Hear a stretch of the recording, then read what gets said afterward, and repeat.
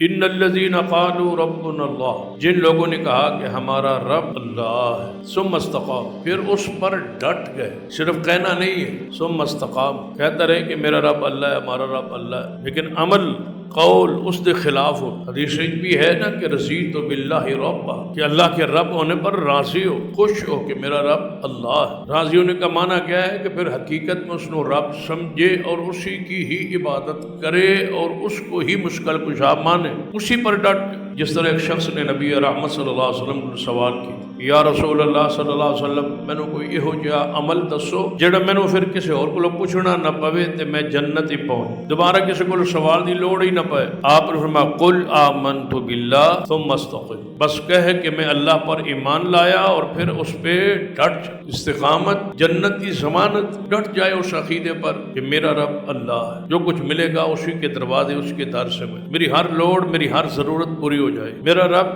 ہر چیز پر قادر، ہر چیز تے دین تے قادر۔ آج تک اسی نے کسی سوالی کو واپس نہیں کیا، جس نے جو مانگا دیا ہے۔ اس پر بے شمار قرآن کے واقعات، احادیث کے واقعات موجود، ان واقعات کو اپنے لیے نمونہ سمجھے اور ڈٹ جائے اور قائم ہو جائے۔ ربوبیت شرک نہ کرے، کسی نو شریک نہ ٹھہرا، خودی صفات مخلوق کے ونڈے نہ تقسیم نہ کرے، یہ نہ کہے کہ وہ بھی ہے اور یہ بھی ہے، وہ دیتا ہے لیکن ان کے ذریعے سے دیتا وہ ہے، آگے تقسیم یہ کرتے۔ یہ ساری باتیں قرآن اور احادیث کے جو عقیدہ پیش کیتا ہے اس کے خلاف۔ صرف اللہ ہی رب ہے، وہی داتا ہے، وہی مشکل کشا ہے، وہی غریب نواز ہے، وہی دستگیر، اور کوئی نہیں۔ ماننا بھی ضروری ہے اور دوسروں کا انکار بھی ضروری ہے۔ بس یہ کہے کہ تو ہی ہے اور تیری ہی عبادت، یہ نہ کہے کہ تو بھی ہے اور وہ بھی، تو بھی مشکل کشا ہے، جس نو تو اختیار دیتے ہوئے وہ بھی مشکل کشا ہے، تو بھی عالم الغیب ہے اور جنہوں تو عالم الغیب بنائے ہوئے ہے وہ بھی عالم الغیب، تو بھی رب ہے اور جس کو تو نے کچھ اختیار دیا ہے وہ بھی ہے، تو بھی داتا ہے اور فلاں بزرگ بھی داتا ہے۔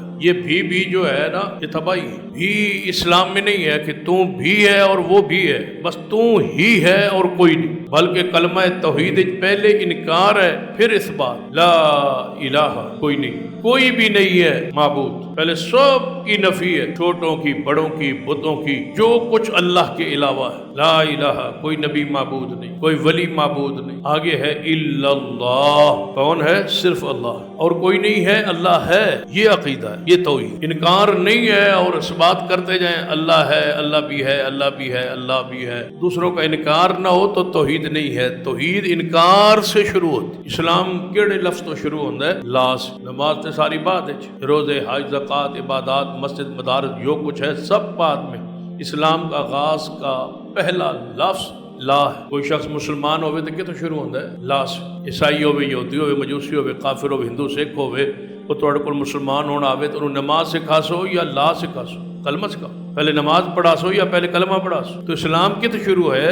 لا سے۔ پہلے انکار ہے سب، کہ جن کو آج تک مانتا رہا ہو، لا، کوئی نہیں، سب ختم، کوئی معبود نہیں ہے الا اللہ، اور جدی موت بھی اسی جملے تے آوے دخل الجنہ، اول بھی یہی ہے آخر بھی یہی ہے، من مات وهو يعلم انه لا الہ الا اللہ دخل الجنہ۔ رسول اللہ نے فرمایا جو اس حالت میں مرے کہ وہ جانتا ہو لا الہ الا اللہ اور وہ جنت میں جائے۔ دوسری حدیث ہے من آخر کلامہ لا الہ الا اللہ دخل الجنہ، جو مرتے وقت بالکل آخر پہ یہ کہہ دے لا الہ الا اللہ وہ جنت میں جائے گا۔ شروع بھی اسلام لا پہ ہو، ختم بھی بندے کی زندگی لا الہ الا اللہ پر ہو تو یہ شخص جنت۔ استقامت، ساری زندگی استقامت میں گزری، لا سے شروع ہوا اسلام اور اسی پر جا کے موت ہے، درمیان میں کوئی شرک نہیں، کیونکہ نبی علیہ الصلوۃ والسلام نے فرمایا، اللہ فرماتا ہے، حدیث قدسی ہے کہ اے میرے بندے اگر تو میرے پاس اس حالت میں آیا قیامت والے دن کہ تیرے گناہ زمین سے لے کر آسمان تک جتنا خلا ہے اگر یہ سارا گناہوں سے بھرا ہوا ہو اور تو میرے پاس قیامت والے دن پیش ہو لیکن تیرے پوری زندگی میں شرک نہ ہو تو مجھے اپنے رب ہونے کی قسم ہے کہ میں تجھے معاف کر دوں۔